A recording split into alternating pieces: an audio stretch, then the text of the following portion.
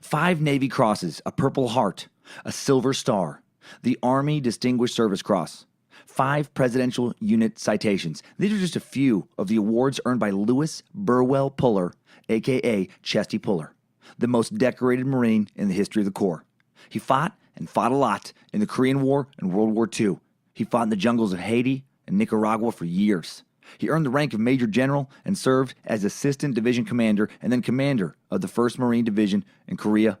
He was posthumously promoted to Lieutenant General out of respect for his distinguished service. He was a soldier, a leader, a man's man. Remember those old Chuck Norris jokes? Chuck Norris doesn't sleep. He waits. Chuck Norris once shot an enemy plane down with his finger by pointing at it and yelling, bang. What was going through the minds of all of Chuck Norris's victims before they died? His shoe. Chuck Norris has 2 speeds, walk and kill. Well, Chesty Puller would kick Chuck Norris's ass. So let's get to know this real-life legend, this American military hero, in honor of Veterans Day this Saturday. Good night, Chesty Puller, wherever you are. And if you're listening somewhere, hope you're enjoying this Timesuck. You're listening to Timesuck.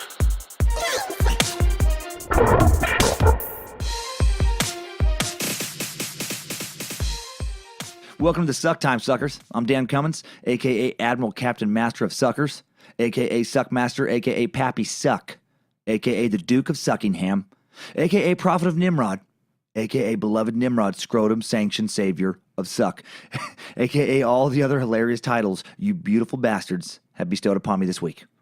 And we have an inspiring suck to get down and dirty with this week. Careful with this one, sweet lady suckers. It may put some hair on your chest. It may not be avoidable. There's so much man in this episode, just so much nuts, so much Chesty Puller testosterone in this one. If I would have been able to hop into a time machine these past few days, head back to the 40s to serve under this great, steadfast oak of a man, I may have done so. I'd say they don't make him like Chesty anymore, but I don't know if they used to make him like Chesty back when he was alive. He's just one of a kind. And while he was a Marine, this suck is dedicated not just to Marines, but to all you listeners who've served your country's military. Thank you. And thank you not just to American servicemen and women, actually, but to all you international listeners who served your respective countries. I know there are a lot of time suckers in the UK, Ireland, Canada, Australia, Sweden, Germany, elsewhere. This suck is most certainly for you as well. Thanks again for all the reviews, man. Wow, just over 1,600 reviews and ratings on iTunes now, which just keeps extending regular bonus suck episodes. I love it. The next bonus episode, the 1,300 review episode, will drop right after Thanksgiving on Friday, November 24th. Still trying to come up with what that should be. Just been too busy, man, these past few weeks, Jesus, to put some proper thought into that. But I'll figure it out. We'll get a vote figured out. Appreciate all you new suckers joining the past few weeks, and I apologize for mispronouncing Arnie Niekamp from Hello from the Magic Tavern as Arnie Niekamp, I think last week. So somebody pointed that out. I have no excuse for that. I listened to their podcast. I know his name, and for some reason I butchered it. Trouble pronouncing names, the bane of my existence, followed closely by trouble pronouncing everything else. But seriously, thank you for tuning in. And thanks to all of you who came out to Dayton this past week in Ohio. Pleasantly surprised with the amount of time suckers showing up to these shows. A lot of shows surprised me in Dayton. And that's where I'm recording right now, actually. Doing another hotel recording. Hopefully won't be doing too many of those going forward, man. Getting a little studio set up over the next few weeks. Really trying to get ahead on these episodes a little bit. And get that audio magic flowing into your ear holes at an even higher standard. I want to just keep trying to fine-tune it, make it a little better. Big thanks to you who bought tickets to the Detroit show on February 16th, 2018. The Magic Bag. Man, please keep pre-buying those tickets so me and the guys from Small Town Murder and Crime and Sports, Jimmy and James, can add a second show, a live podcast. And then if you show up to that, as well, I can set up many other live podcasts around the country in 2018. Stand-up shows in Spokane, Washington this coming week, November 9th through the 11th this weekend. My last Northwest shows for the year and probably for a while after that. Dr. Grins in Grand Rapids, Michigan, November 30th through December 2nd. St. Louis Funny Bone, St. Louis, Missouri, December 7th through the 10th. Appleton, Wisconsin, one night only on December 13th at the Skyline Comedy Club. Comedy Club on State in Madison, Wisconsin, the rest of the week, December 14th through the 16th. And then Comedy Works in Denver, Colorado, December 28th through New Year's Eve. And a bunch of additional 2018 dates are coming. So come to those shows, man. Support my ability to continue touring. It's been a lot of fun having you guys come out. And one more announcement. I can't forget. This is for Sarah Higgins. Time Sucker Sarah Higgins. Are you listening right now? If so, I need you to pay really close attention because I need to deliver to you one of the most important announcements of your life. I have a question for you. Will you marry me? Wait. No, that's not right. I'm already happily married, and polygamy sounds like a nightmare. No offense to any other women, but I have no desire for more than one of you in my life ever. Sarah, are you still paying attention? Will you marry, I had that part right, will you marry another time sucker, not me, Mark Herman? Will you marry Mark Herman? He wants to spend the rest of his life with you, and that time-sucking son of a bitch has a ring on him right now. He's got the rock on him right now. You give it to her, Mark. Give it to her. Get down on your knee, unless you're driving. Then, get down on your knees as soon as you can stop safely. Congratulations, you two. Thanks for sharing your big moment with the suck. And now, how about some tales of wartime valor to celebrate your upcoming marriage? I don't know if that fits, but it is what I researched this week, and I lost a lot of sleep for it, so by God, that's what we're doing. It's time for Chesty Puller. The opening description of Chesty Puller on a very cool website called marineparents.com starts with, Marines are known for always being faithful, for never giving up, for being hard chargers. Perhaps no Marine better exemplified these traits than Louis Chesty Puller, the most decorated Marine in the history of the Corps, and the only American serviceman to have been awarded the nation's second highest military awards for valor 6 times. Yeah, Chesty Puller is perhaps the bravest, toughest Marine there ever was. He's definitely in the running for that title, which is pretty impressive, considering that's a military branch known for scores and scores of brave men and women. Known for just a lot of bravery since its inception in 1775. Before we march down an epic Timesuck timeline, the life of Chesty Puller, let's give his service some context and learn a little about the military branch he so faithfully served, the United States Marine Corps. On the 10th of November 1775, the Continental Marines were formed to conduct ship-to-ship fighting, provide shipboard security and discipline enforcement, and assist in landing forces in the American Revolutionary War. It was formed by the Continental Congress. In all, there were 131 colonial Marine officers and probably no more than 2,000 enlisted colonial Marines. The Continental Marines' only commandant was Captain Samuel Nicholas, commissioned on November 22nd, 1775, and the first Marine barracks were located in Philadelphia. Legend has it, the recruiting for the Marines was first carried out at the Tun Tavern. And just weeks after banding together, the Continental Marines successfully executed their first amphibious landing on a hostile shore.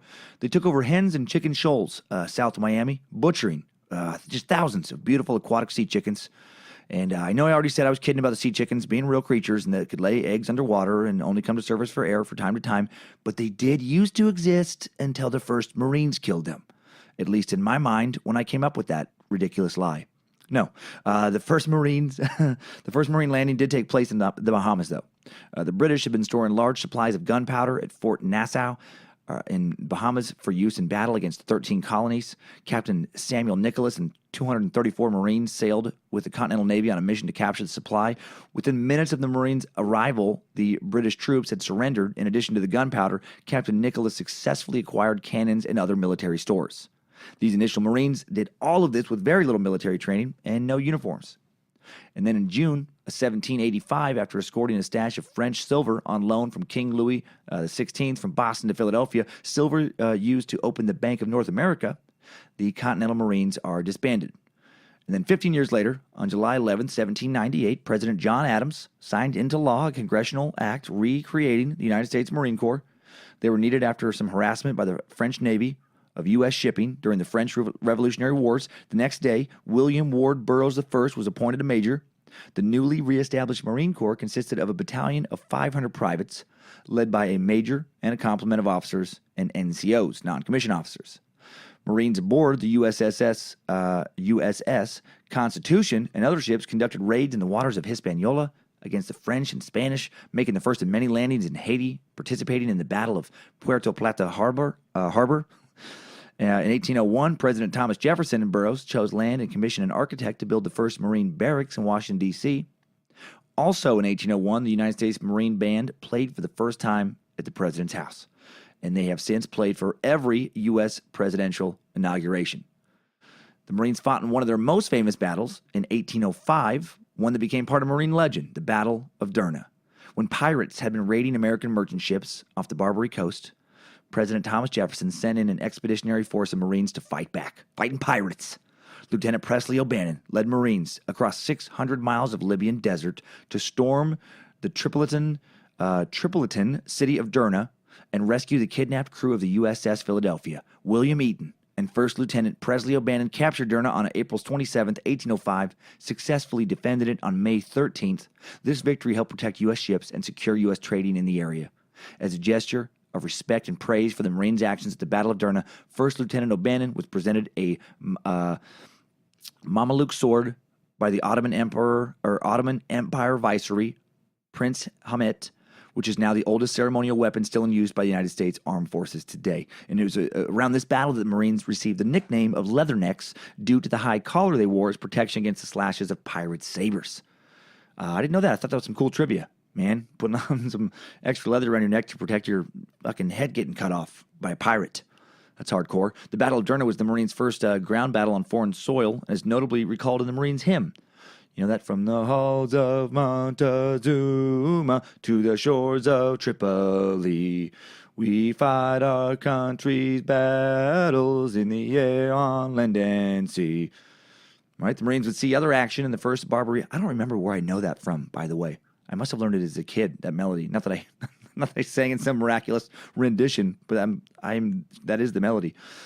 But yeah, they'd see other action in the first Barbary War. Then again, in the War of 1812, they'd battle Native American tribes in Florida, elsewhere. They'd fight in West Africa, Falkland Islands, Fiji, Peru, Sumatra, wherever else they were needed. Then in 1847, another very famous early Marine battle. This is the Battle of Chapultepec. The Montezuma portion of that hymn comes from a large number of Marines, all suffering a really bad case of food poisoning in 1847. They suffered the worst case of Montezuma's revenge in documented medical history. First off, they made the mistake of drinking tap water in Tijuana. Then they had a big breakfast of refried bean and cheese burritos, and the cheese was rancid. As it turns out, the beans were also rancid, and the tortillas were not made of flour. They were made of old, even rancidier beans and cheese that people had thrown up. The people had vomited onto some kind of concrete slab, and it was hot, it was dry, and the puke dried up under the Mexican heat and the sun, and then it was rolled into tortillas. Because you know what? Because times were tough, okay? Sometimes all you had was some old puke to use as a tortilla. And then they all drank a bunch of coffee, like so much coffee. And then they went to a playground that had nothing but tire swings, the kind that spin around in a little circle and merry-go-rounds. And they just spun the shit out of each other around and around and around so fast. And then they had a stomach punching contest. And then after that, for lunch, they decided to eat old cans of sardines that had been left out in the sun for many years. And the dead fish was starting to congeal with the oil around it into like a thick, like a viscous, mucousy soup type thing that was very hot and tangy and lumpy and hard to even be near without vomiting, really. And all of that, for some reason, gave them just violent diarrhea. And a lot of those Marines literally shit themselves to death. And that was a battle. And that's what Montezuma's revenge is. Of course, that's not true. But Montezuma's revenge is a term for diarrhea when you drink tap water in like a Latin country that you shouldn't drink tap water in. So that part's true. But in the case of the Marines' hymn, the Montezuma part does come from 1847. From the Battle of Chapultepec, fought during the Mexican-American War. In 1847, knowing that the capture of the Palacio Nacional would greatly disrupt the Mexican army, Marines and Army soldiers, led by Army General Winfield Scott, stormed an enemy fortress during the Battle of Chapultepec.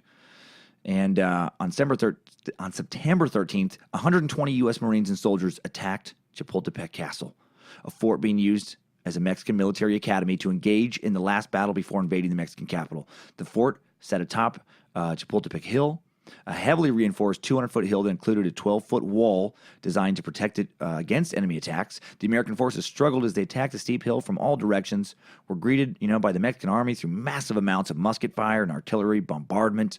When they reached the western walls, the troops were forced to engage in vicious hand-to-hand combat. Finally, they were able to hoist scaling ladders up, to the fort, claim the defensive position, get over the wall. By the time the troops and General Scott entered the castle known as the Halls of Montezuma, 90% of the Marine officers and non-commissioned officers who were fighting in that battle were killed. They raised the stars and stripes, those who were left, over the palace to mark the victory. Upon returning home, the same Marines presented their flag to the commandant, The victory at the halls of Montezuma remains a part of Marine Corps tradition, immortalized in the opening line of that Marines hymn you just heard. So following this war, Marines would see action in Panama, Asia. They'd be among the first Americans to ever set foot in Japan. John F. Mackey would be the first Marine to receive the Medal of Honor for his bravery during the Battle of Drury's Bluff, when Confederate artillery fire from Fort Darling greatly damaged the ship. The then colonel was aboard the ironclad USS Galena in the James River near Richmond, Virginia. Most of Galena's naval gun crew were killed or wounded, and Mackey led a group of Marines in taking over the guns for the remainder of the battle. In the latter half of the 19th century, Marines fought and died in various skirmishes in Formosa, Korea, Samoa, China, Egypt, Argentina, elsewhere all over the world. Sometime around 1883, the Marines adopted the current motto, Semper Fidelis, Latin for always faithful, often shortened by Marines to Semper Fi. I love the sound Semper Fi. I always knew that was Marines. I didn't know it was always faithful. I thought it was something like you're going to get killed. I thought it was something like darker. But I like it, always faithful. During the Spanish-American War in 1898, Marines would lead American forces ashore in the Philippines, Cuba, Puerto Rico, demonstrating an exceptional readiness for quick deployment. 15 Marines would earn medals of honor in this war alone.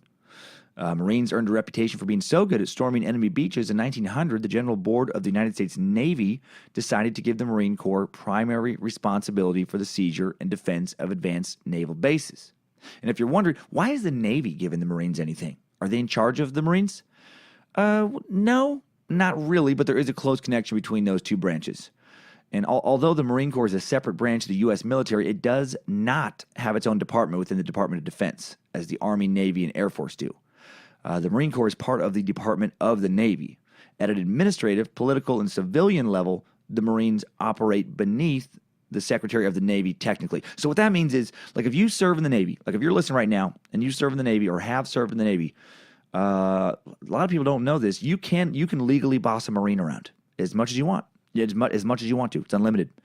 Whatever your rank is, a private in the Navy can boss around a major in the Marines, and they don't like it, but they got to do it. If they don't follow your orders, they get court-martialed. So don't look that up. Don't look it up. Don't Google it. Don't research it. Just trust me. Just take my word and find a Marine and start bossing them around aggressively and continuously, and just let me know how that works out for you. No, the Marines do operate beneath the Secretary of the Navy. However, the highest-ranking Marine Corps officer, the Commandant of the Marine Corps, does not answer to any other military officer. He is the military head of the Corps. Every Marine Corps Commandant has lived in the Marine Barracks in Washington, D.C. It's the oldest official building in Washington that has remained in continuous use for its original purpose. World War I, Marines further added to their, kind of hard-fighting reputation then, fighting in numerous battles, such as the famous Battle of Belleau Wood in 1918. Deep in Belleau Wood, just outside of Paris, the 4th Marine Brigade fought tenaciously against German soldiers. The Marines suffered heavy losses, were pinned down by machine gun fire. U.S. Marines under General James Harbord led the attack against 4 German divisions positioned in the woods, and by the end of the first day, suffered more than 1,000 casualties. For the next 3 weeks, the Marines, backed by U.S. Army artillery, launched many attacks into the forested area, but German General Erich Ludendorff was determined to deny the Americans a victory. Ludendorff continually brought up reinforcements from the rear, and the Germans attacked the U.S. forces with machine guns, artillery, gas. Fuck, that has sucked, man. Gas attacks. Ignoring calls to withdraw, one captain famously said, "Retreat? Hell, we just got here."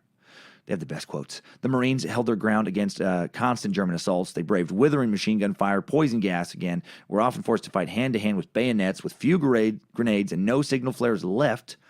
Some Marine forces launched an assault with fixed bayonets, seizing enemy positions. Marine riflemen demonstrated their superior marksmanship, shredding the lines of an oncoming German counterattack. Finally, on June 26, after 20 days of intense fighting, the Marines won the Battle of Belleau Wood, but at the cost of nearly 10,000 dead, wounded, or missing in action. More Marines died at World War I's Battle of Belleau Wood than in their entire history up to that point. The German survivors, exhausted and wounded, gave a fitting nickname that suited the relentless fighting spirit of the opponent: the Devil Dogs. That's a cool name for Marines, man. Sounds like Bojangles. Is Bojangles a Marine? I think he might be. I think he might be a devil dog of some kind. At the end of World War I, that takes us kind of to the beginning of Chesty Puller's service in the Marine Corps. So let's back up a bit to the beginning of Chesty's life, and let's see it through to its very end with a big old Timesuck timeline. Strap on those boots, soldier. We're marching down a Timesuck timeline. Lewis Burwell Chesty Puller was born in West Point, Virginia, on June 26, 1898, to Matthew and Martha Puller. He had two older sisters, Emily and Patty. Matthew was a wholesale grocer who traveled often for work, and Martha was a stay-at-home mom. And how fitting is that this famed military man was born in West Point? I mean, now, the U.S. Military Academy is actually in West Point, New York, not West Point, Virginia, where he was born, but still. West Point, Virginia is a tiny little town, about 3,500 people, up from about 1,000 people when Chesty was born. The town was named after John West, the governor of Virginia, from 1635 to 1637, who at one time owned the land the city sits upon. The current site of West Point was once the site of Cinquatec, a Native American village of the local Mattaponi, an Algonquin-speaking tribe affiliated with the Powhatan Confederacy. Despite American settlers living in the area since the 17th century, the town of West Point wasn't incorporated until 1870. West Point, due to its location on the York River, roughly 40 miles from Chesapeake Bay, was a thriving commercial port and tourist destination known partially for an abundance of crabs and oysters to be taken out of the rivers. The York River is formed at West Point by the confluence of two other rivers, the Mattaponi and the Pamunkey. So there's actually three rivers in the area. I've seen pictures, and it's a very quaint, just scenic little town. And when Chesty was born, it was a carnival town. In the summer, there were tourists, roller coaster, carny shows, trained bears, trapeze artists, that kind of stuff. And as a baby, Chesty was given to the carnies. And that is how you turn a baby into a fighting machine. You give it to carnies to have free reign over it. And if that baby can figure out how to wrestle an elephant ear and some funnel cakes away from a bearded lady or a lobster boy, well, then you know what? There's not going to be anything in the world that can stop him. No, Chesty was raised by his parents, not carnies. And the Pullers were one of the first non-native families to settle in that area. The first, Lewis Burrell, was born in Bedfordshire, England, 1621, came to Virginia as a military man, sergeant major. There were a lot of military men in Chester's family. His grandfather, John Puller, had been killed in a cavalry fight in Kelly Ford in the Civil War. A cousin, Page McCarthy, a Confederate soldier, had fought in the last legal duel in the state of Virginia, killing a man over an insult to the reputation of a woman in Richmond. Man, those were weird times, right? Somebody insults a lady that you're fond of, and you challenge them to a fight to the death. That guy was killed. A great uncle, Robert Williams, deserted the South in the Civil War to command a federal division at Gettysburg, which led him into battle against three of his own brothers. Another cousin of Puller's was George S. Patton, the famed four-star general who led troops all over Europe in World War II. Might have to suck on Patton down the road, for sure, actually. At 2 years old in 1900, little Chesty won a beautiful baby contest in West Point. The man who would go on to inspire thousands to fight and kill and die for their country was once West Point's cutest, chubby-cheeked little baby. Chesty was, by all accounts, a quiet kid, kind of kept to himself, tough kid. When he was 4 or 5, he broke his arm in a fall, and when he visited the doctor, weeks after having his arm put in a cast, the doctor realized his arm hadn't set right, and he just kind of suddenly snapped the bone apart again to reset it. No anesthetic. Legend has it that little Chesty grimaced when this guy broke his arm, but did not make a sound. God, that's a tough kid if that's true. I'm thinking if I would have bawled for several hours, if that would have happened to me at the age of 4 or 5. Very, very good chance I cry myself to sleep in that situation at that night, or at that age, you know. He was also a bookworm as a little kid, especially fond of books on war. He was raised around tales of war, tales of ancestors' bravery and vicious battles, or various battles being told around the house. He grew up listening to West Point Civil War veterans telling stories of their times in the war. Like, you know, Thomas Stonewall Jackson was his idol. Another future suck. 1905, his brother Sam would be born. Another Puller boy who would go on to be a Marine. Man, the Puller boys. Wonder how much they got teased for that name growing up. What are you pulling? What are you pulling on, Puller? You pulling on your ween? Is that how your family got the name? From pulling weens? I bet your middle name is Ween, isn't it? Ween Puller? It's probably. I would think if boys, you know, back in 1905 were anything like they are now. 1908, tragedy strikes the Puller family. Chesty's father, Matthew, dies after a long battle with cancer. After Matthew's death, Martha immediately lets their hired help know they can no longer afford them, sells the family's horses and the family's carriage, and just like that, 10-year-old Chesty is the man of the house. He immediately starts to help bring in income for the family, trapping muskrats and selling their hides. No shit. Wish I could have bought some, man. Wish I could have bought some. Some of the Timesuck, you know, shirts, as you know, are made of muskrat labia, and it would have been nice to support young Chesty's enterprise. He also starts hunting to bring home some food, wild turkey, squirrels, whatever kind of critter had meat on its bones, and wasn't smart enough to hear little Chesty sneaking up on it with his rifle was fair game. He bought his own ammo. Because money was tight, he learned not only to hunt, but to shoot accurately. 50 years later, he'd reflect back on this time and say that he learned more in the woods, hunting and stalking, about the actual art of war than I ever learned in any school of any kind. Those days in the wood as a kid saved my life many a time in combat.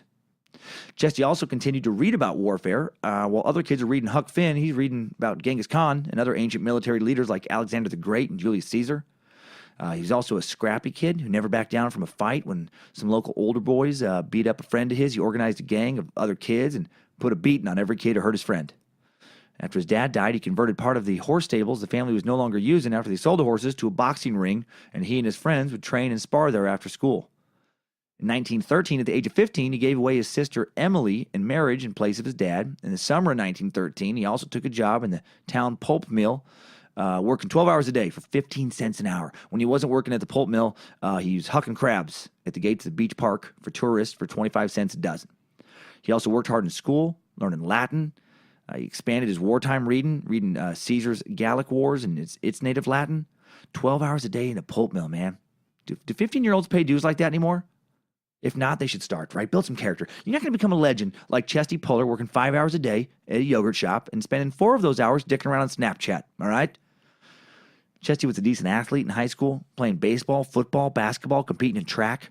He wasn't always the best athlete on his team, but no one ever outworked him. Dude had a motor on him. Chesty himself couldn't remember years later how he got his own nickname, but it could have started when he played football. Someone who watched his first game described him as a fullback with a chest like a powder pigeon. Well, he puffed it out, I guess. 1916, Chesty tried to enlist in the Army and fight in the border war with Mexico, but he needed his mother's consent to do so, and she wouldn't give it. Remember that war? We've talked about it in both the Teddy Roosevelt and the Texas Ranger episodes. 1917, he graduated high school and then enrolled in the Virginia Military Institute in Lexington, Virginia. He wasn't given leave to return home to visit for the first full 10 months, even spending Thanksgiving and Christmas at the academy, and it didn't seem to bother him one bit. He went out for both the football and the baseball teams, didn't make the cut. He finished the year without a single demerit, though, which was almost unheard of for a cadet. He was diligent, but not a particularly gifted student. Academically, he finished 177th out of a class of 233. Chesty, as I learned reading a lot about him these past few days, never loved the classroom, always preferred the field. He was a doer much more than he was a studier, and he learned by getting your hands dirty, right? Getting his hands dirty, you know? One thing he hated about his time at the Institute was that they didn't have guns. Normally they would, but World War I was raging on in Europe, and all arms and ammunition were being used in the war effort. At the conclusion of his first year, he decided not to return for a second. He wanted to get over there. He wanted to go to World War I. So on June 27th, 1918, he enlisted in the Marines and headed out for boot camp on Parris Island, South Carolina, eager to ship off and fight for his country.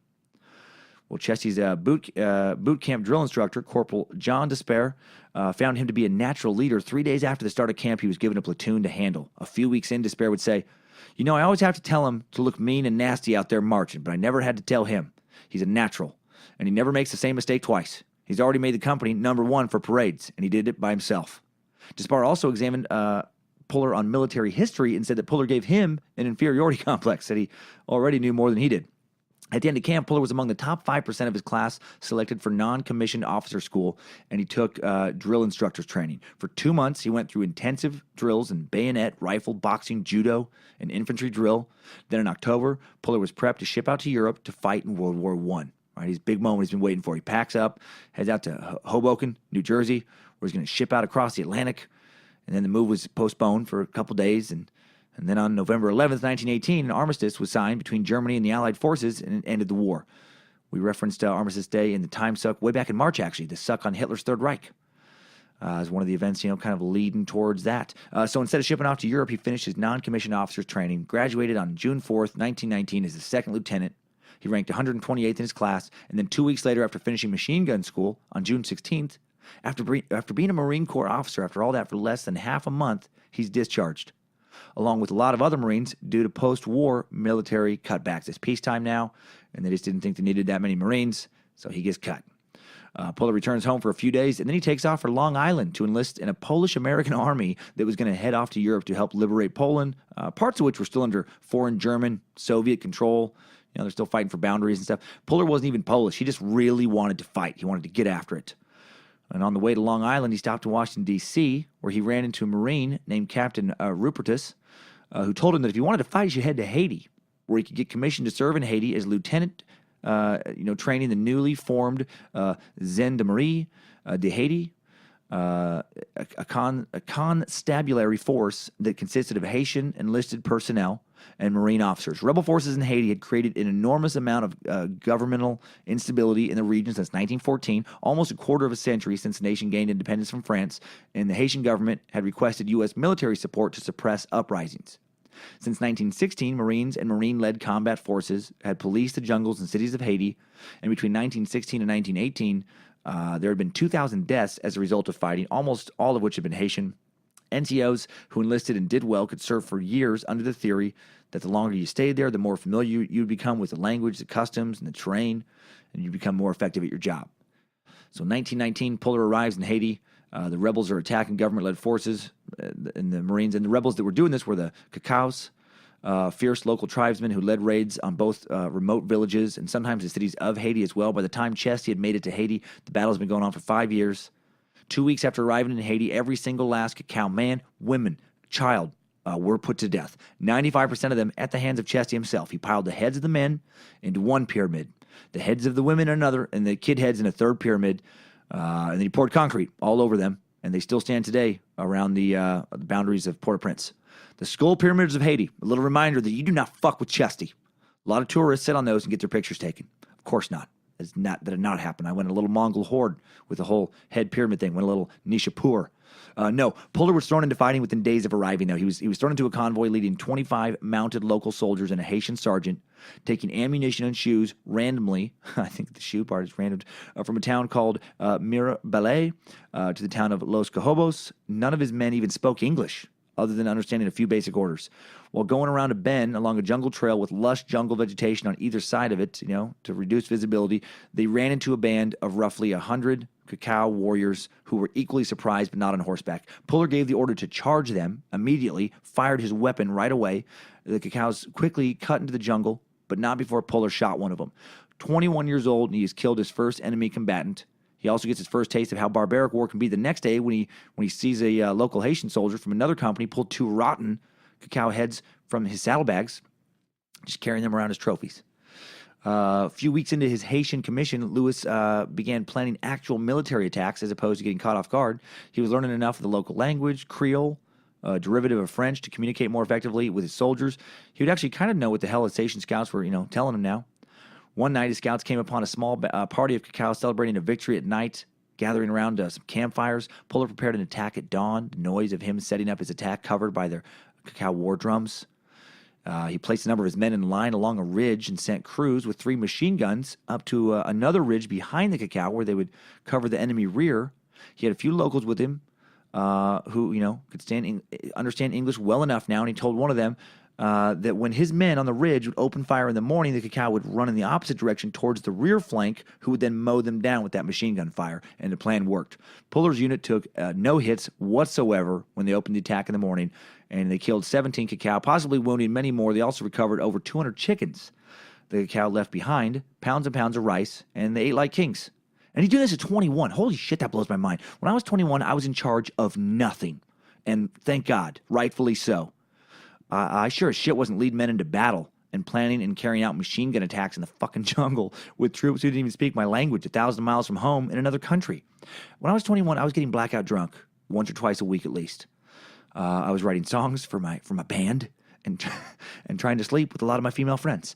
I had a work-study job helping social workers where I had to supervise visits between kids and the parents who had lost custody of those kids, and that seemed like way too much responsibility.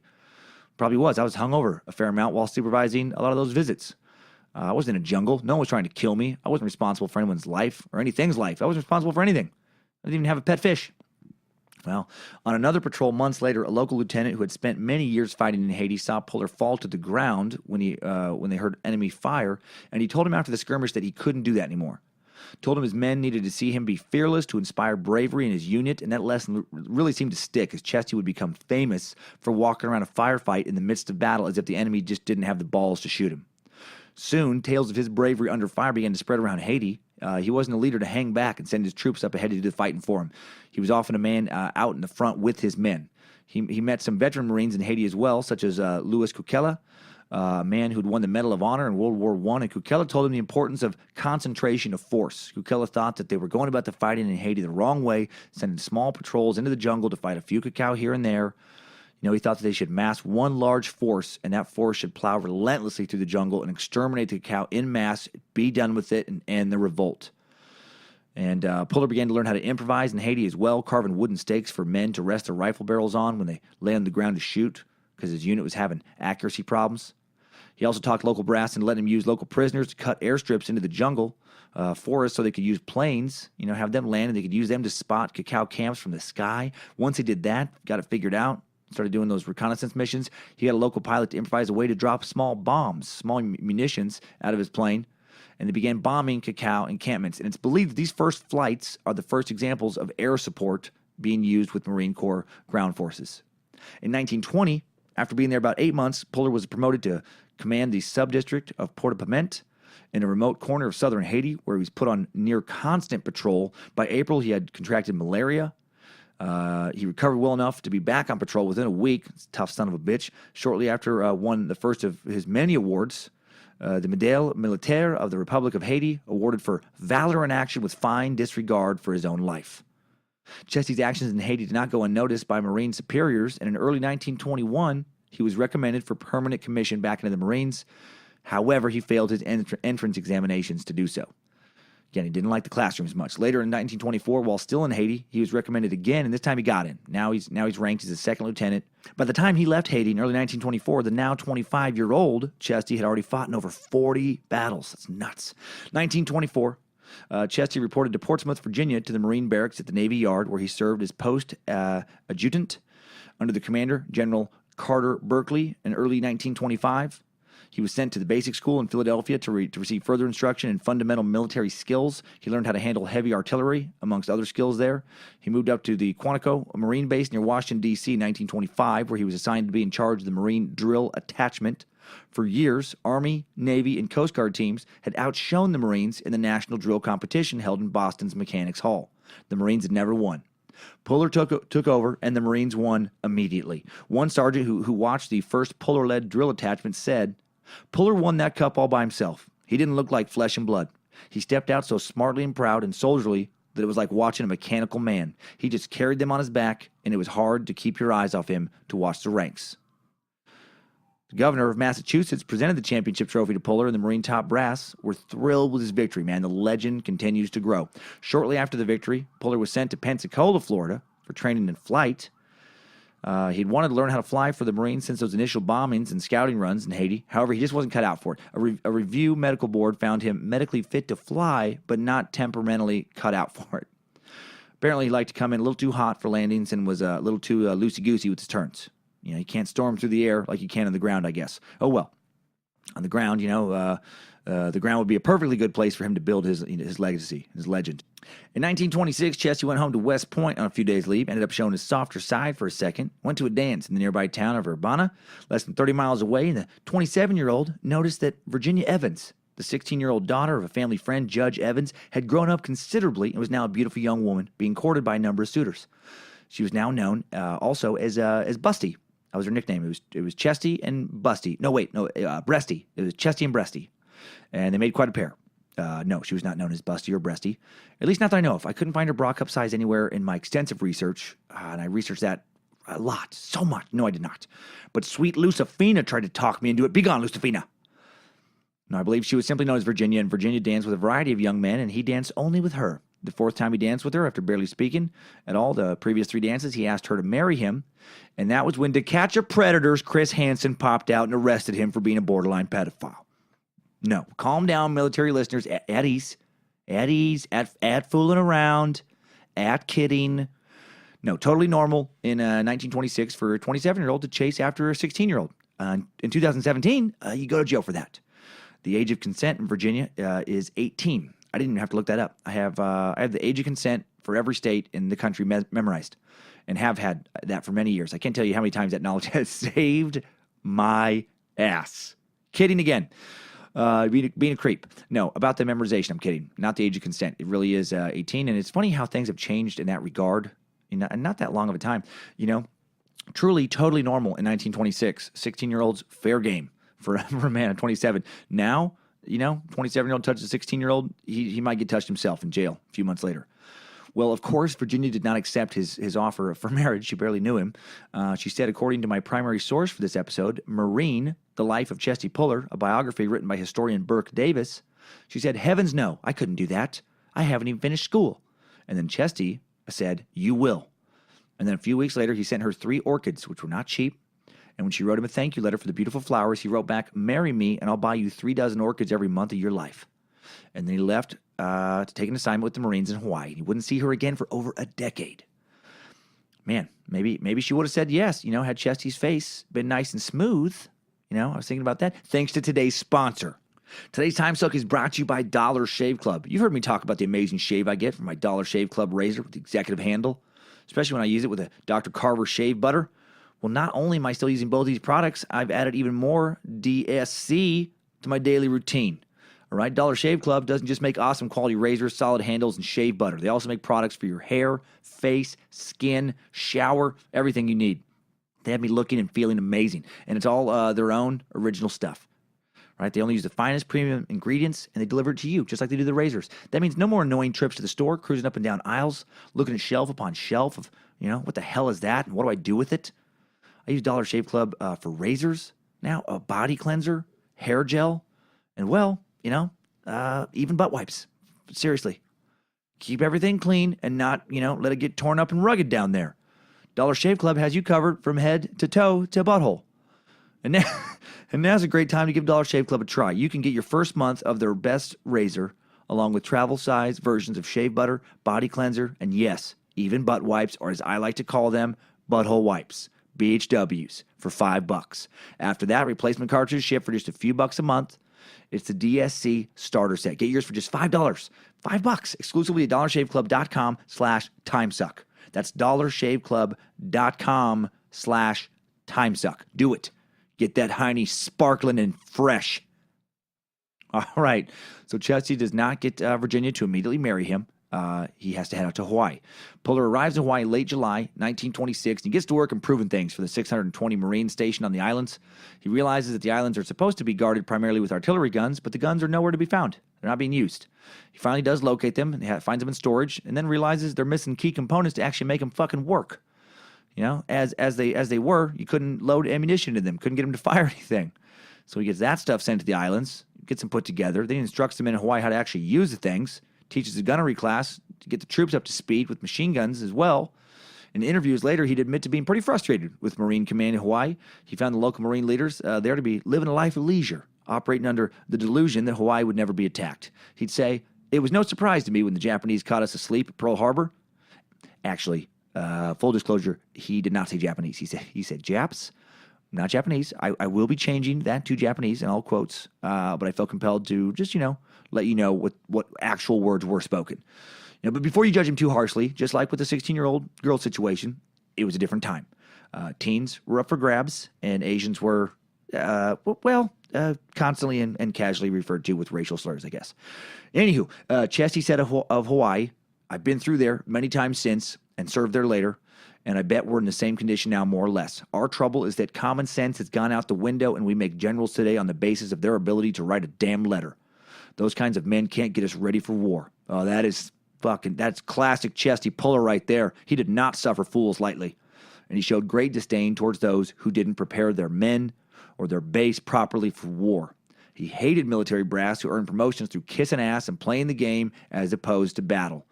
Anything Chesty was in charge of ran like a fucking clock. And he was as hard on himself as he was on the men he led. While in Hawaii, a gun accidentally went off that Chesty hadn't thoroughly checked in an inspection that he had called for.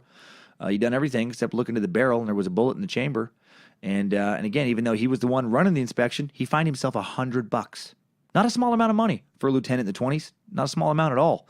And then he gave the $100 to his men to buy some beer and throw a party with. Man, that is how you become beloved. Puller became quite the marksman while in Hawaii. Getting so good, he qualified to join the Pearl Harbor rifle team and competed in a marksman's competition in San Diego in 1928.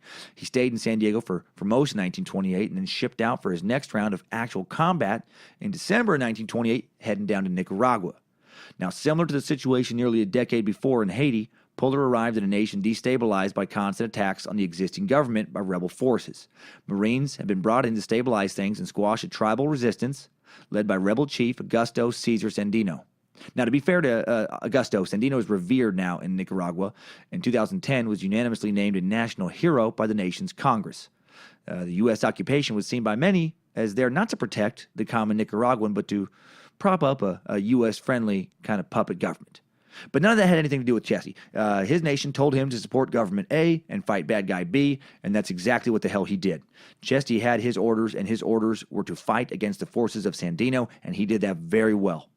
Shortly after arriving, Chesty was assigned the task of heading to the town of Corinto and restoring order after a mob had shot a Marine there. He found out who the top native boss was, this local chief that was kind of like, in charge of that mob that attacked the Marine, a Marine named Lieutenant Stevens, who did live, and walked into this guy's office, this chief's office, where the man was based, and told him if there was any further trouble in Corinto, any at all, he personally would be held responsible, and he would pay for future trouble with his life in no uncertain terms. He tells this guy this. Well, the guy doesn't like to hear that, and the guy starts to motion, kind of moves his hand, starts to grab for his gun. And Chesty tells him, go ahead, use it if you can.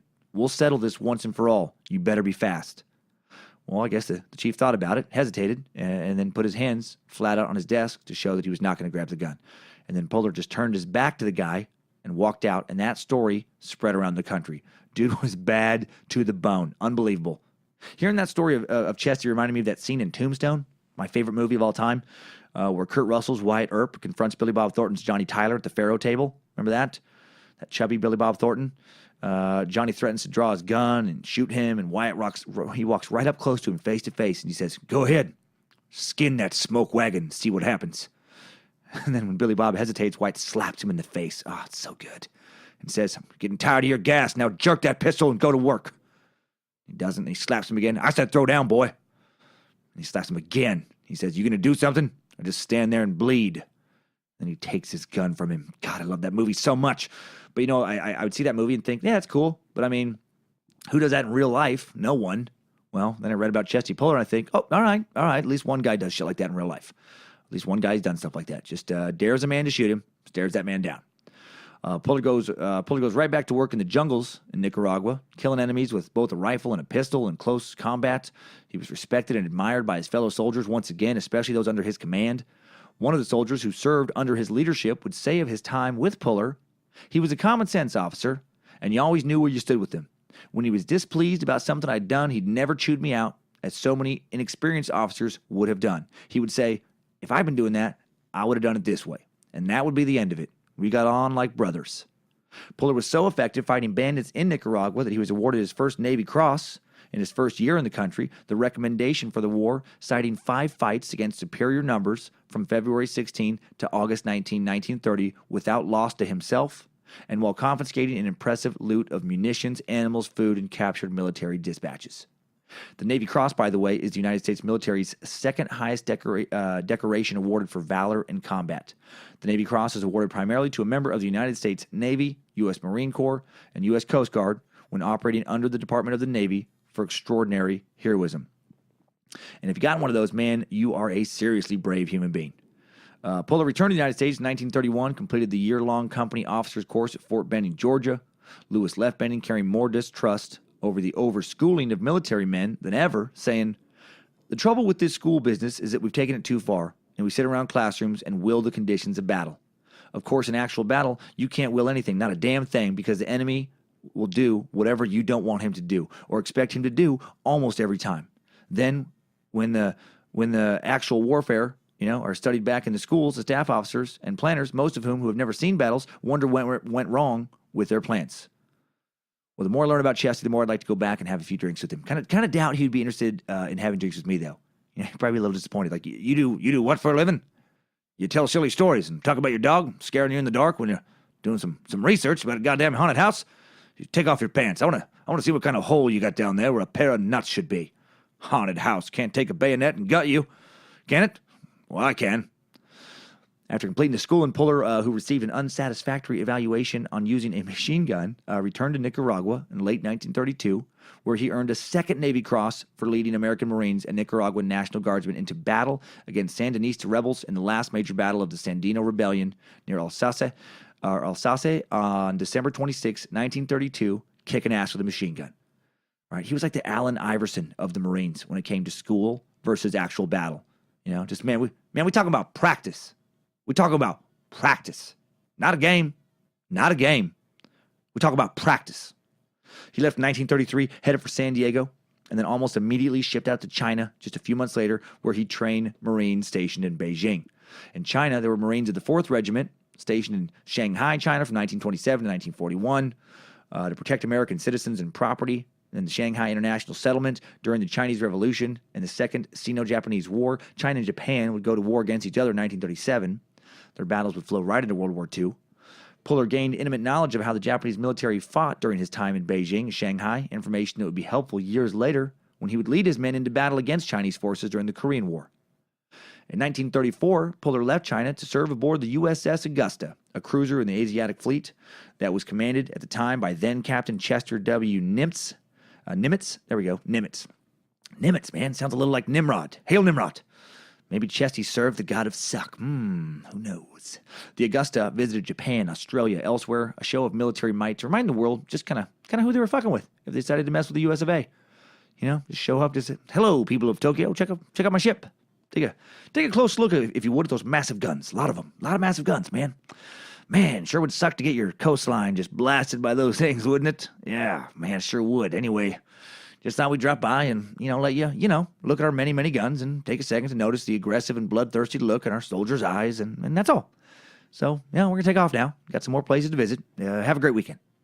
Well, Puller gets recommended for a promotion from first lieutenant to captain while aboard. After studying naval gunnery while aboard the Augusta, Puller passes his captain's exam in summer of 1935. Despite keeping in touch with Virginia for the past several years, he is a confirmed bachelor. He's now at the age of 36.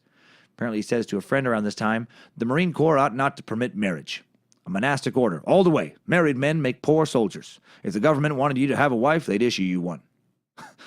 In the spring of 1936, guy has the best quotes. Spring of 1936, Puller was sent to Philadelphia to ready young Marines for battle and teach at the Marine Corps Basic School. He taught soldiers how to fight in a jungle, how to use a bayonet, how to use your terrain to your advantage. Colonel Turnage of the Basic School would say of Puller, Lewis left nothing undone. We had the best classes in 1935 and 1936 that I ever knew in the Marine Corps, and Puller did a great deal for that second class. So he was not only a great Marine, he was a great maker of great Marines. Puller, now back on the East Coast, rekindled his pursuit of Virginia, who had been writing letters to for years. He invited her to the Army-Navy game in 1936. And after that game, he began taking long trips down to Saluda, Virginia, to see her almost every weekend. In April of 1937, he asked her to marry him again, and she accepted. She told her mom while they were courting, he's the most attentive thing you ever saw. He writes me every day. The two were married on November 13th, 1937. Puller was 39. Virginia was 28, so not as bad anymore, not as bad as 16 and 27. On November 14th, the two then, tragically, both died instantly. When the train they were heading on to take them back to Saluda ran into another train in Washington, D.C. So that's all for this week. Hope you guys enjoyed this Chesty Puller Suck. Man, sorry about the abrupt ending, but that's how life works sometimes, Stories just are what they are. No, that would be a terrible way to end this. No, they're still fine in 1937. In the spring of 1939, they're still fine. The Pullers left Philadelphia, where Chesty was stationed, and took off aboard the USS Augusta again. In May of 1940, Puller was assigned to Shanghai, was promoted to major. Also in 1940, his first child was born, Virginia McCandish Puller. Man, these people really like Virginia, don't they? I mean, they're both from Virginia. His wife's name is Virginia. Now they have a daughter named Virginia. We fucking get it. You really, really, really like Virginia. Maybe I should change my name to Idaho. Idaho Cummins. I could change one of my kids' names to Ida, and I could change the other kid's name to Ho. Hey, I'm Idaho. These are my two kids, Ida, Ho. We're from Idaho. We're from Idaho. Ida, Ho, get back over here. Ida, Ho. I'm done talking about Idaho. Oh, man. His wife and daughter headed back to the States shortly after his little Virginia, her birth. The Japanese had taken over parts of China by this time, including an area around Shanghai, but were not yet at war with America. It was a tense time to be there. Puller and a Navy captain were having dinner one evening with 2 Japanese officers, and after one too many sakis, one of these Japanese men said, "Soon, American, we will be at war. I will meet you, you in a cruiser, me in a destroyer. We will sink you, and I will steam by. You will shout from the water, 'Help me, friend.' Then I will stop my ship and kick you down with my feet in your face and say, 'Die, you American son of a bitch.'" That is actually how that account is written. I recited it as it was written in Burke Davis's Chesty biography. Did that Japanese officer really say all of that? That was a very specific death scenario he supposedly laid out, right? Well, who does that? You. I will see you in 12 months and 7 days, 900 kilometers due east of Tokyo. You will look at me through binoculars, but it will be foggy that day, and it will be hard to use them. Plus, one of the lenses has a small crack in it, which will irritate you greatly. And you'll give up and wave in my general direction and will believe to see me wave back at you. But you will be mistaken. I will not be waving. It will only seem that way because you can see my general shape, but not make out finer details due to the distance between our ships and the fog and the binoculars not being used. But instead of waving, I will actually be flipping you off. Ha ha ha ha. Fuck you. Fuck you. That's what I will be saying, and you can't hear me say that because of the combined noise of both of our ship's engines and the sounds of the sea and a few seagulls and such squawking and whatnot. And then I will fire a torpedo, and it will sink your battleship. But you will jump off. It will not sink you. You will jump off into the water. You will avoid sinking with the ship, and then I will row to you in a small lifeboat, and I will throw a life jacket to you, and you will put it on, and you will swim to me, and I will extend my hand to you, and you will take my hand, but then realize I've rubbed my whole arm down with olive oil. Ha ha ha ha! Gotcha! I am too slippery now, and you can't get a grip, and then you realize that the life jacket I gave you has a small hole in it. And you will start to sink in the water, and hypothermia will start to sink in, and then I will say, "Remember when we talked about this? I told you this would happen," and then you will say, oh yeah. Oh, I forgot. Oh, yeah, now I do remember you saying it. And then I'll say, "Remember how I told you a shark will get you?" And then you'll say, "No, I don't remember that. I thought you said you were going to shoot me." And then I will say, "Oh, that's right. I did say that." And then I will shoot you, and you will be dead, you American son of a bitch. And then I feel like, the other Japanese officer jumps in at that point. I am really sorry about this, guys. He gets like this sometimes when he's drunk. He gets very threatening and very specific and long-winded about his threats. We're going to go down. This has gotten very uncomfortable. August 1941, Chesty heads back to the States, to Quantico, to prepare for war. Things are looking bad in both Asia, with the Japanese, and in Europe with Germany. He's ordered to report to Camp Lejeune in Jacksonville, North Carolina in October, where he would command the 1st Battalion, 7th Marines. The 7th Marines, including Puller's battalion, were combined with the battalion of the 11th Marine Artillery into a new unit, the 3rd Marine Brigade, and this brigade was the first expeditionary force to leave the United States during the war. Its men began boarding ships in Norfolk, Virginia on Easter Sunday, April 5th, 1942. Puller's final act before leaving was to turn over his bank account to his brother-in-law with instructions on how to take care of his lady and his daughter, which included the instructions to have Virginia get a dozen red roses on the 13th of every month, their anniversary. Man, he may not be around much, but he sure knows how to make a gal feel special, doesn't he? He sends her letters damn near every day when he's deployed anywhere for the rest of his life. Before engaging the Japanese in combat, Puller trained his men in Samoa with grueling exercises. He led his troops one day in a particularly long march in intense heat and told his men that if anyone were to stagger over to the roadside and sit down, they would be court-martialed. The march was 22 miles long in intense heat. Several men lost consciousness and collapsed. Private Gerald Wyatt wrote in his diary of the day, "Puller must have marched twice the distance we did. For all day long he kept marching up and down the column, jaunty as a bantam rooster, pipe clenched in his teeth, ever alert to see that men who were succumbing to the heat, exhaustion, or blisters were taken care of by corpsmen.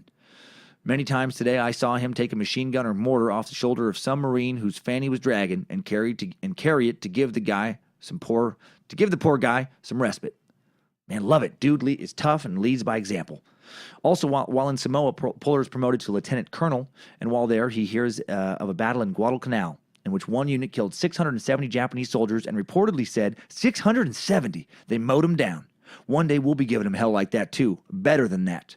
Dude was hungry for war, and then 2 weeks later he got his wish and headed to Guadalcanal. Guadalcanal was an island in the Solomon Islands east of Papua New Guinea. It's 90 miles long, and was the nearest Japanese outpost to Australia and was a threat to U.S. supply lines in the South Pacific. And in 1942, the Japanese had taken it from the British. Chesty Puller was 44 years old when he landed on September 18th with the 7th Regiment of the 1st Division, leading over 4,000 Marines onto the beach. Unknown numbers of Japanese patrolled the mountainous island with peaks up to 7,500 feet high. Puller carried a raggedy old copy of Caesar's Gallic War in his pocket, still reading those books on warfare. And I should point out, as a veteran and timesucker in Dayton, Ohio this past week, it pointed out to me Chesty's life and the life of 500 other Marines he was with were saved by a member of the Coast Guard that day.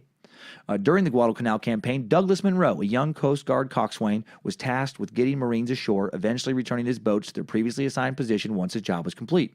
Almost immediately after they returned, they learned that the Marines, including legendary Chesty Puller, had encountered unexpected conditions and needed immediate evacuation to avoid utter annihilation.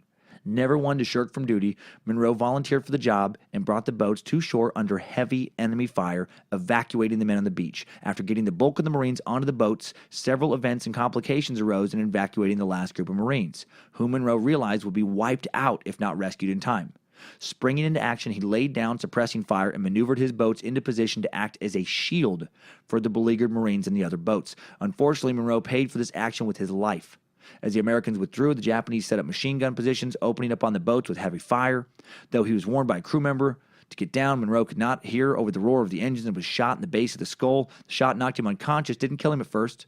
Monroe came to once they were behind American lines. His boat was, able to get behind American lines. At the time, it was reported that he had remained conscious long enough to utter his final words, "Did they get off?"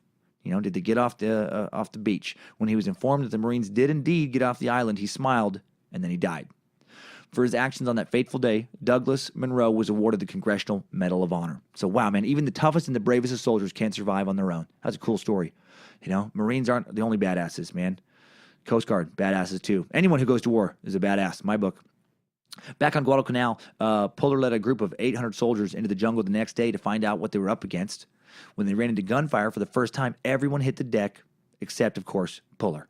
He walked up and down the line, telling his men they'd be all right. This was just small stuff, and his bravery calmed them. They lost some of their fear when they saw what kind of man they were fighting with. One soldier said, "It was the greatest disregard for personal safety I ever saw." Puller's men took on some light fighting, running into a few snipers here and there, a few machine gun nests here and there. More tales of Puller's insane bravery began to be witnessed and spread around. Apparently, Puller smoked from a pipe at night in order to ascertain the location of any machine gun fire. Like where their nests were. He'd light his pipe in the jungle and then hit the ground immediately afterwards, knowing that Japanese soldiers would zero in on the location of that little pipe flame and fire, also knowing that the flash of their guns would give away their location for his men to fire back. Bananas.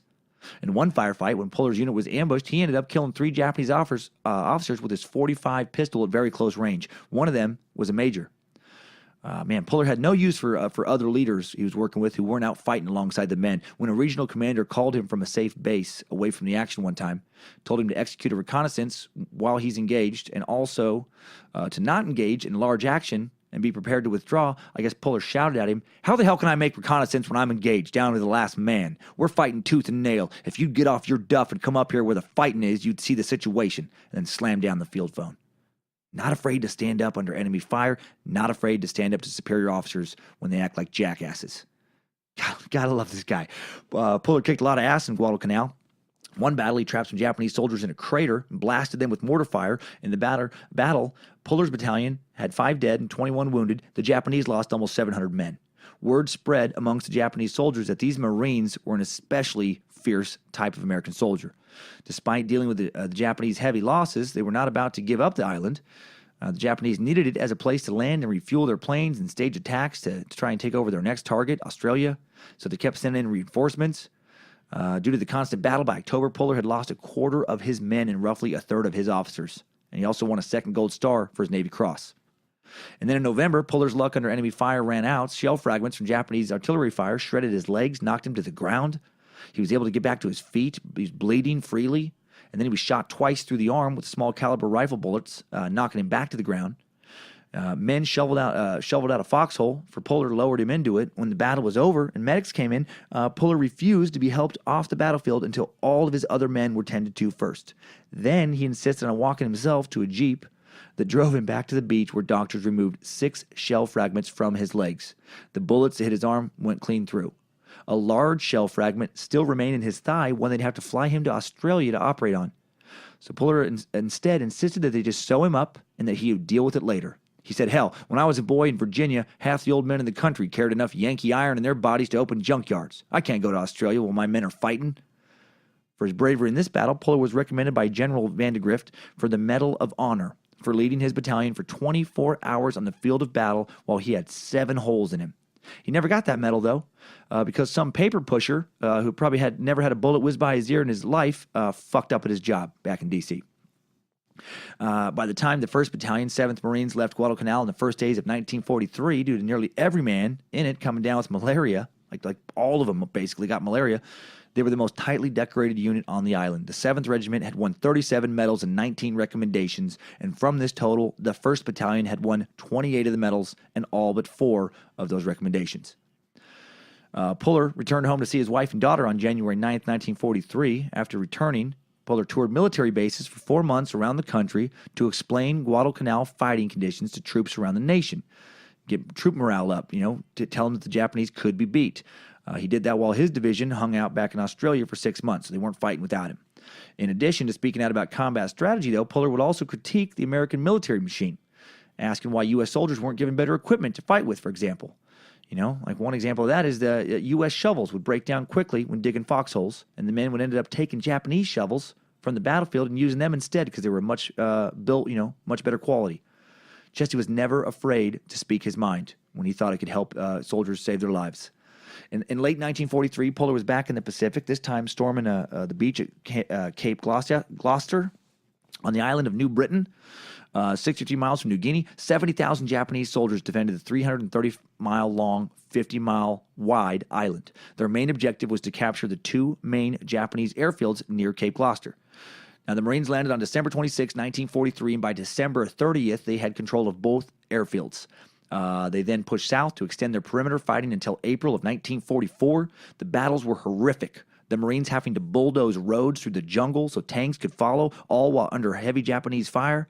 Japanese machine gun nests on high ground mowing Marines down as they're crossing open areas and streams such as what would become known as Suicide Creek.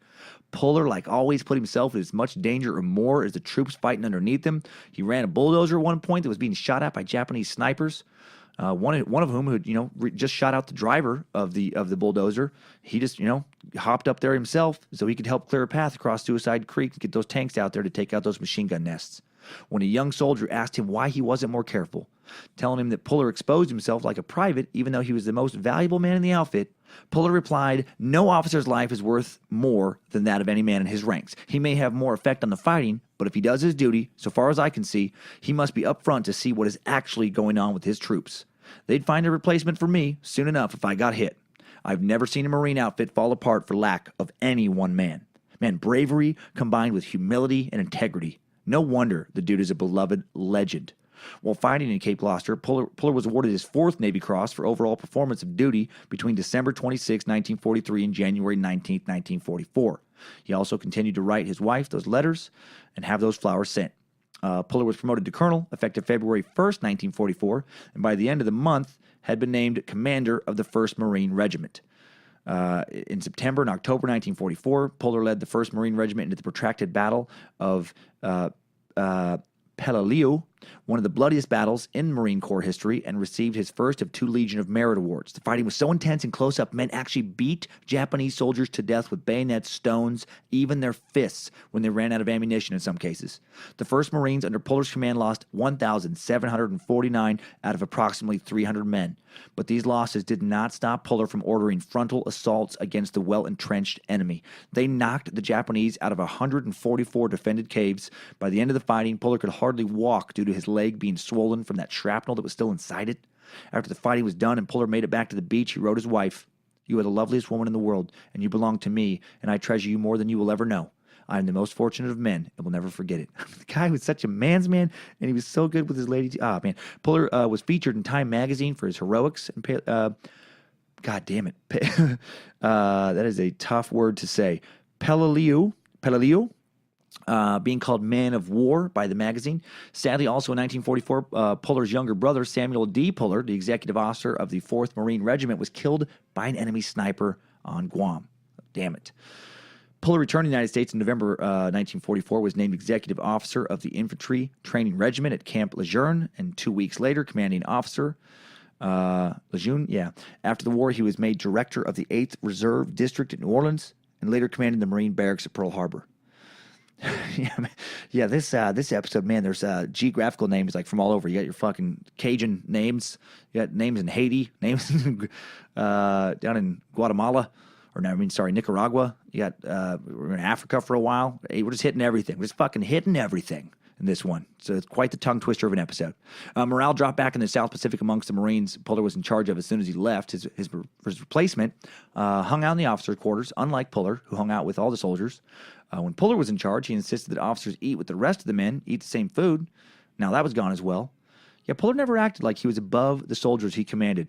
Why can't more leaders act like that? I think it's so inspiring to the people you lead. November of 1944, Puller returned to the United States, was named executive officer of Infantry Training Regiment at Camp Lejeune, North Carolina. Less than a month later, was named commanding officer. After the conclusion of World War II, Puller was made director of the 8th Reserve District at New Orleans, Louisiana, and later commanded the Marine barracks at Pearl Harbor, Hawaii. In 1945, his second and final child, a son, Lewis Burwell Puller Jr., is born. Now, Lewis Jr., a.k.a. Nipples, he was known as Nipples, would follow in his father's footsteps and become a Marine officer. So it was Nipples Puller. It was, I guess that was his nickname. It was Chesty and Nipples. No, it was not. That'd be awesome, though, if it was just, I'm Chesty, this is my son Nipples. No, Lewis Jr. graduated high school in 1963 from the College of William and Mary. He graduated in 1967. He received orders to go to Vietnam in July 1968, where he served as an infantry platoon commander for 3 months. And then on October 11th, 1968, his rifle jammed during an engagement with North Vietnamese troops. He was wounded when he tripped a booby-trapped howitzer round, losing his right leg at the hip, his left leg below the knee, his left hand, and most of his fingers on his right hand in the explosion. Holy shit. The shell riddled his body with shrapnel. He lingered near death for days with his weight dropping to 55 pounds. But he survived. All that was left of him was 55 pounds of him. He later recalled the first time his father saw him in the hospital, he described how Chesty broke down weeping and how that hurt him more than any of his physical injuries. Despite those wounds, he'd go on to earn a law degree, have 2 children with the woman he married before going to Vietnam, raise a family. He also won the 1992 Pulitzer Prize for biography or autobiography for writing Fortunate Son, the autobiography of Lewis B. Puller Jr. Man, those Puller boys, holy Christ, are they some tough bastards. Back to Chesty. Well, when the Korean War broke out, Puller was once again assigned as the commander of the 1st Marine Regiment. On September 5th, 1950, Puller and his Marines took part in the landing at Incheon, for which Puller was awarded the Silver Star for his overall leadership from September 15th, through November 2nd, 1950. Puller was awarded his 2nd Legion of Merit Award. He was awarded the Distinguished Service Cross by the U.S. Army for heroism in action from November 29th to December 4, and he received his 5th Navy Cross for heroism for his actions during the Battle of Chosin Reservoir from December 5th to the 10th, 1950. It was during the Battle of Chosin Reservoir that Puller uttered his famous quote, "We've been looking for the enemy for some time now. We finally found him. We're surrounded." That simplifies things. I love it. That quote shows up in various forms, by the way, on the web. That was the one it seemed to be from Marine websites in the book, the most accurate. While in Korea, Puller also wrote many letters to his wife and daughter, and in one of those letters to his daughter, there's a quote I really like where he says, "The difference between success and failure in this life of ours is mostly hard work, so you must constantly work to try and improve yourself." I love that, and I believe it too. Man, hard work does not guarantee any success in life, but it sure is as hell greatly increases your chances of being successful. And you'll definitely be more successful than you would have been if you didn't work hard. And what a hard-working son of a bitch Chesty Puller was, man. 52 years old, he's fighting in Korea, getting shot at, walking in and out of foxholes, checking on his men to keep morale up, watching men die in war after fighting in wars for 30 years. Unreal. And the high plateaus of northern Korea, the temperature could drop to 25 degrees below zero Fahrenheit. It could hit over 110 degrees Fahrenheit in the summer. There's a story about Puller giving his officer's parka to a private because he felt like that guy needed it more. Man, 52, and he is still hard and rugged and fierce and caring as ever about his men. In one battle in North Korea against the Chinese, when some Army soldiers had fallen under his command, Chesty added to his legend when the Army commander fighting under him was told what his position in the battle was going to be. That guy then asked for his direction of the line of retreat. Like, where would that be? Well, I guess in front of him, Puller then called his artillerymen, gave them the army position, and told them that if these army men start to pull back to retreat, that they were to open fire on them. He said, march forward and fight or die. He looked at the commander after giving that order, and he said, does that answer your question? We're here to fight and nothing else. And the dude did not retreat. Despite how successful Puller was, America did eventually back out of the Korean War. Despite all the fighting he'd done for America, Puller wasn't shy about critiquing the military after he got home. And right before he got home, in another letter to his wife before he came back, Puller said, my prayer now is that our leaders, knowing that we have no war machine, will evacuate Korea completely, have a thorough house cleaning, and then build a real war machine before becoming involved in another war. May God give us wisdom and common sense. In January 1951, Puller was promoted to the rank of Brigadier General and was assigned to serve as the Assistant Division Commander of the 1st Marine Division. In late February of that year, Puller's immediate supervisor, Major General O.P. Smith, was transferred to command 9 Corps when its commander, Army Major General Bryant Moore, died, leaving Puller in temporary command of the 1st Marine Division until March. Puller completed his tour of duty as assistant commander and left Korea to return to the United States in late May. Upon his return from Korea, Puller took command of the 3rd Marine Division at Camp Pendleton, California until January of 1952, and then he served as the assistant commander of the division until June 1952. Puller then took over troop training, Unit Pacific at Coronado, California. In September 1953, he was promoted to Major General. Then in July of 1954, Puller assumed command of the 2nd Marine Division at Camp Lejeune, North Carolina, until February 1955 when he became Deputy Camp Commander. Then in 1955, Puller suffered a stroke and was forced to retire by the Marine Corps on November 1st, 1955. He was a little suspicious. Initially, doctors cleared him to resume full activities, but then he was sent to other doctors in Bethesda by the top brass, and then those doctors found him unfit to serve. Chesty was convinced he'd spoken too honestly about the military too many times in a critical way, and that the top generals wanted him out. He was just, too opposed to being to the military being led by men who hadn't been battle tested, and those men pushed him out. And then following his death in 1971, Puller would posthumously be promoted to lieutenant general. Well, after Chesty's retirement, for the most part, he lived a quiet life in Saluda, Virginia with his wife. He finally got to spend a lot of time with his family. And then in 1966, I love this so much, despite his medically induced retirement over a decade earlier, now at 68 years of age, Chesty volunteers to fight in Vietnam. That is the coolest shit ever, Just send me back. Send me back to boot camp if you need to. I'll tear shit up. I don't care that I'm damn near 4 times as old as most of those recruits. I'll knock out 50 push-ups with 4 of those dipshit 18-year-olds on my back. Throw their candy asses up there right now. I got it. I still got it. And then on October 11th, 1971, at the age of 73, Chesty Puller passed away after a long fight with an illness. His wife, Virginia, would live for another 35 years, passing away on February 8th, 2006, at the age of 97. And that is it for this timeline. Chesty Puller never quit. Good job, soldier. You made it back. Barely.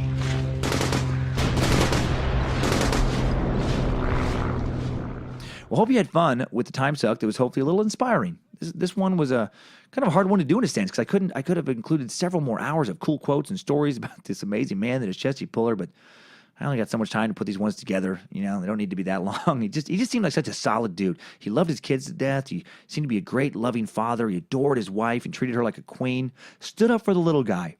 Stood up to the big guys. Spoke his mind. Gave his job everything he had. He just always seemed to do what was right, as opposed to what he thought people might want him to do, or what would be the least confrontational, or what would be the easiest, or the best for his career.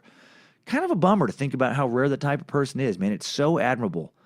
What a cool way to lead your life. It really, I stayed up literally all night to do this episode. I did not sleep last night, which I know is crazy, but doing this episode, it made it easier because it was so inspiring, man. It sounds corny, but I remember thinking not that Chesty Puller would have ever, lowered himself to do a podcast. But if he were, he wouldn't quit. He wouldn't sleep. He'd stay up fucking 20 nights in a row if he needed to.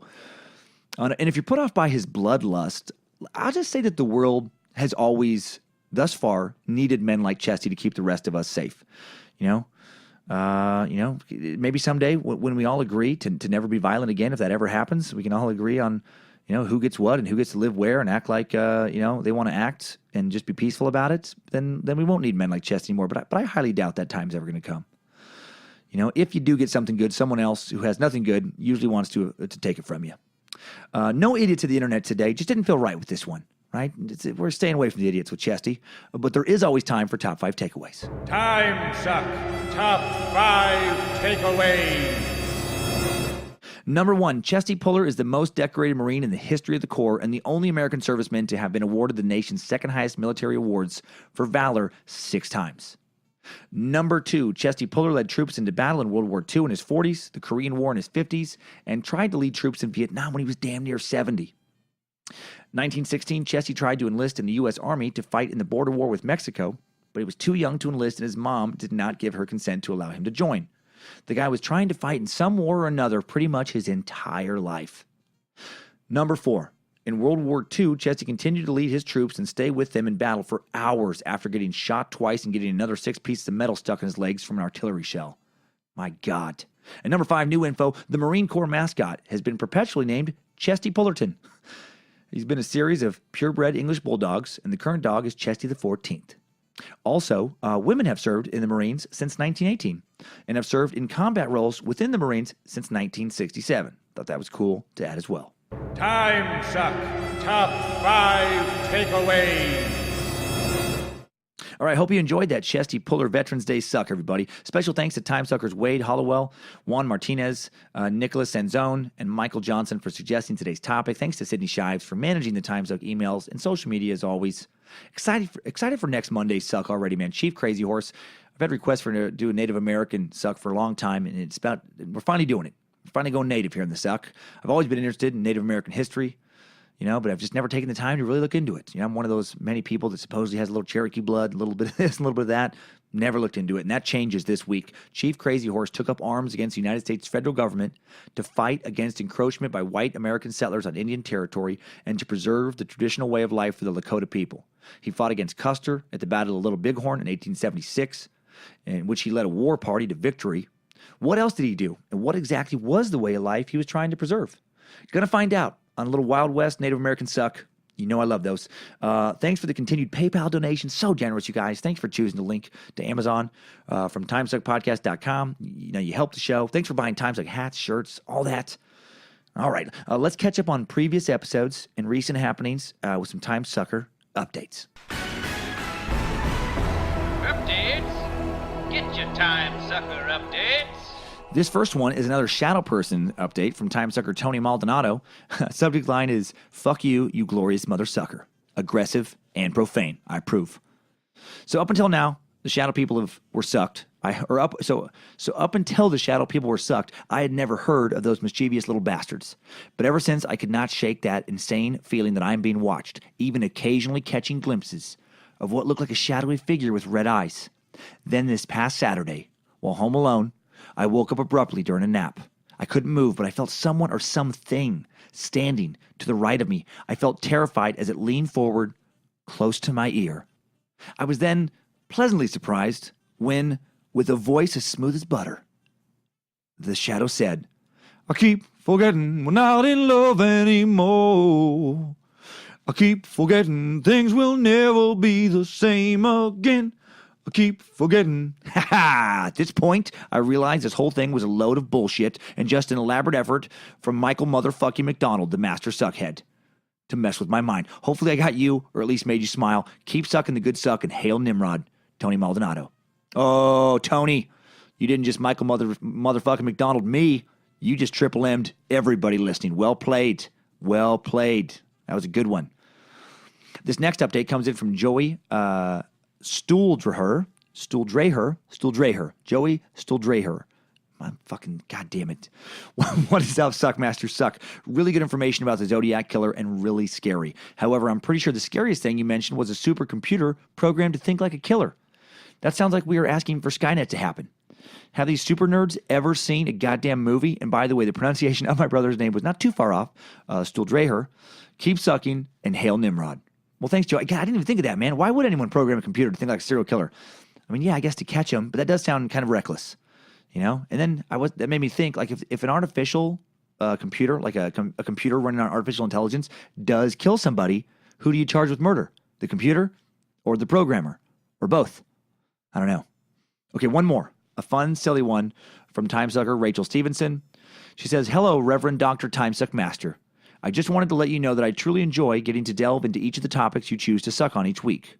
I thank Bojangles and Lucifina that this podcast was created and pray to Nimrod. Blessed be his name that you keep on growing the suck. Also, I would like to check and see if you could maybe craft a sea chicken shirt out of a unicorn scrotum, chipmunk labia, or any other deliciously soft and otherworldly fabrics you have kicking around in the product warehouse. I would proudly rep that shirt in any situation. Anyway, keep on sucking and inspiring others, like myself, to suck on as well. Yours truly, Deacon Secretary Operating Thetan, also known as Rachel. Rachel, you are hilarious. I love that. I love that email. We'll see how those sea chickens hang around, you know, the show. See if they come back enough. Maybe we will get some kind of sea chicken shirt. That'd be funny. It'd be fun to order. I'm working on some new products. I've just been so damn busy lately with touring and getting the app developed. But I have more time coming up for the suck coming up. It is growing. Got to stay on top of it. Hiring someone to help me get organized so I can actually respond to others' offers for help as well and get things kind of going. The suck is the only project, man, I would ever want to be this busy for. It's truly a passion project. And I'm tired, but you know what? I love it. And I'm able to keep going even when I'm exhausted because of you guys' encouragement and your guys' love for it, man. Thanks for encouraging me to do what I enjoy so much. I'm very, very lucky, very grateful. And you know, I'll be talking at you next week. See you, chickens. Next time, suckers. I needed that. We all did. Have a great week, Time Suckers. Follow the show on social media at Timesuck Podcast on Twitter, Instagram, and Facebook. Get those Detroit tickets now, please. If you're going to go, get them early. And good night, Chesty Puller, wherever you are. Hoorah! And keep on sucking.